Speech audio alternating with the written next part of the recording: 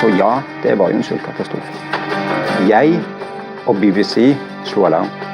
En katastrofe som ikke har eksistert, den tar du deg credit for å ha løst. It's not journalism. Så da har det gått rett i fella, da, TV 2. Millioner sulter i Niger. 3,6 millioner mennesker svelt. 3,6 millioner mennesker ute i landet, du misser dem ikke.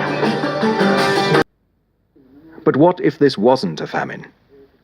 Men altså, hvem i all verden satte det på ideen at det ikke var krise i Niger?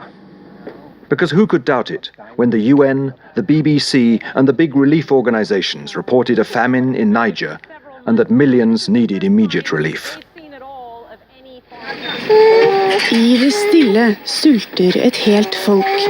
For det nytter ikke å rope for befolkningen i Niger. Det er ingen som hører dem allikevel. 3,5 millioner mennesker lider av matmangel. 20 000 barn er akutt underernærte. We meet Jan Egeland a few months later, and we use the opportunity to tell him how we saw Niger. Altså, mener TV 2 at situasjonen ble overdrevet i Niger på det tidspunkt? Vi har blant andre intervjuet statsministeren i landet. Som er berømt for å minimalisere problemet. Så da har det gått rett i fella, da, TV 2. Så han vil du diskreditere som en troverdig kilde? Jeg vil diskreditere han som en troverdig kilde, ja. Og jeg vil legge vekt på de som har hjelpearbeidere der. One of the most central relief workers in Niger in 2005 was the Norwegian Johanna Sekenes. She was the leader of the Doctors Without Borders operation. Altså jeg har ikke oversikten, og det er ingen som har oversikten på hva som egentlig skjedde 2005 i landsbyen og så videre. Vi har også snakket med andre i Niger. Hvem da? Vi har snakket med nordmenn som har drevet forskning der i 20 år. Og hvilke individer som drev forskning, ja. Og hvilke undersøkelser de som individer har gjort.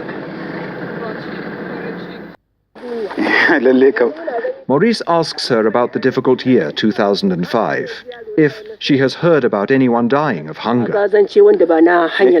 Gaskiya. Hisbi billahi wanda yunwa ta kashe. Bun gani ba amma an sha matsala yunwa an sha ta yanda ya kamata. Amma wanda ta kashe rumus bun ga anan mun dai anan bun gani. Wannan ba. Amma yara ba a san ban mutuwar yara da abin. Sauki dai. Gaskiya dalilin ko tamuwa ne ko yunwa wanda suka mutu. Yan samu rasuwa. Yan samu rasuwa ta yara. Wanda kawai dalilin. An samu rasuwa ta yaro gashi lalo sai ya rami. Yara mai rasa ko ciwon menene. Ya samu wannan. Kuma wannan shekarar da kuke kamar su bara da bara mutane da yawa sun yi ta mutuwa da yunwa. Wallahi mutane. Yunwa 2004 og 2005 som var da det såkalte store sulteåret, så var denne forandringen i dødstall så marginell. Det var 0,1 barn per landsby det økte med, at det faktisk kan regnes innenfor den statistiske feilmarginalen. Just outside the town of Zinder, where Joseph lives, the BBC made this news story. They reported many deaths. This is the only part of Niger where anyone has even tried to estimate how many people have starved to death. And the indications are that just in this town and the villages immediately surrounding it, thousands of people have died in the last few months. This was one of Hilary Anderson's many reports from Niger. In July 2005, she came to the country as the BBC's Africa correspondent. Some of the children here are so weak that it's already too late to help them. It was mainly her powerful reports that put Niger in the media spotlight and caused the aid to start flowing in. Jan Egeland and the UN had a few months earlier sent out messages about the famine that was ravaging Niger. And only now, when children are dying in the middle of July, do we get assistance. Shortly after, the relief workers are flowing into Niger. The big relief organizations are establishing themselves. Reporters from all over the world follow them.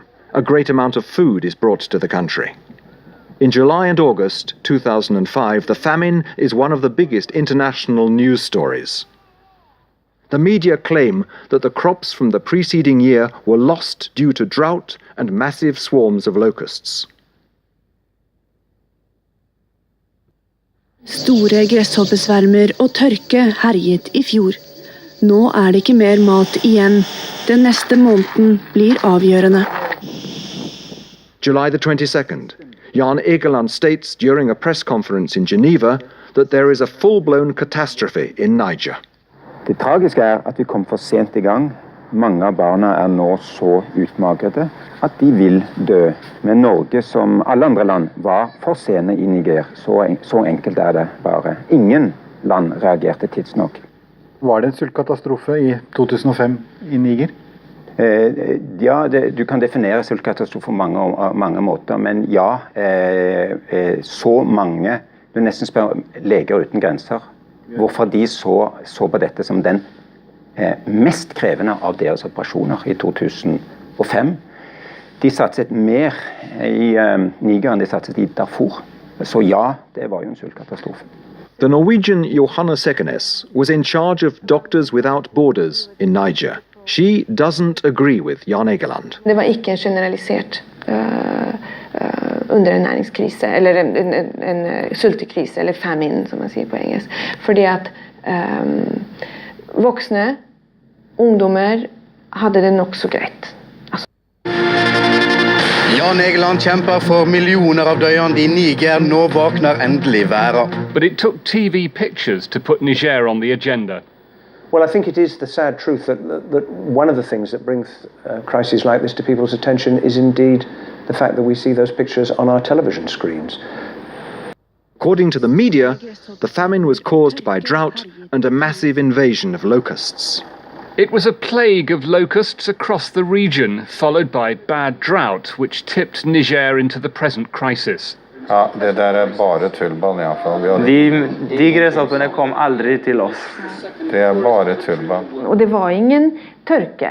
Og det var veldig lokalisert. En del tørke var lokalisert, og det var ikke så mye gresshoppeinvasjon heller. A picture seen in many of the news reports from Niger was this dead cow. We journeyed north through Niger's deserts and entered a valley of death. Det nok en trafikkulykke. Det må jo være en trafikkulykke, ellers så spiser de det. Men fotografene, ja, de fant en ku som var død og hadde tørket inn. Som man gjør da I ørkenen. Altså, dør du, så tørker du inn I ørkenen. Hvorfor døde kua? Ja, altså, han ble påkjørt av en bil. Og journalistene stod rundt denne kua og tog bilder av den kua for oss. Og da viser hvor stor krisen var. Men den kua representerte jo ikke krisen I det hele tatt. We didn't just film one dead cow. I mean, we saw numerous ones, and I believe I used them. And you filmed them as well? Yeah. Millioner sulter I Niger. Hundretusener står I fare for å dø. Jan Egeland kjemper for millioner av døyende I Niger. 3,5 millioner mennesker sulter. 3,6 millioner mennesker svelt. 3.6 million people, 1/3 of the population, are now affected by the emergency. FN har oppdatert sine tall på mennesker som rammet av sult og tørkekatastrofen, og det nå oppe I 3,5 millioner mennesker. Du brukte 3,5 millioner? 3,5 millioner rammet, ja. Ja, det jo et helt realistisk antall. 3,6 miljoner människor ute I landet, du missar dem inte. Nigerierna kan ju inte ha missat dem. Någon måste ju känt någon som har känt någon som har sett de här människorna. Men hela landet sitter och säger ja, vi har hört om det på TV, vi har hört om det på radio, vi har sett om det på TV. Men vi har inte sett det själva, vi känner ingen. Det någon annanstans.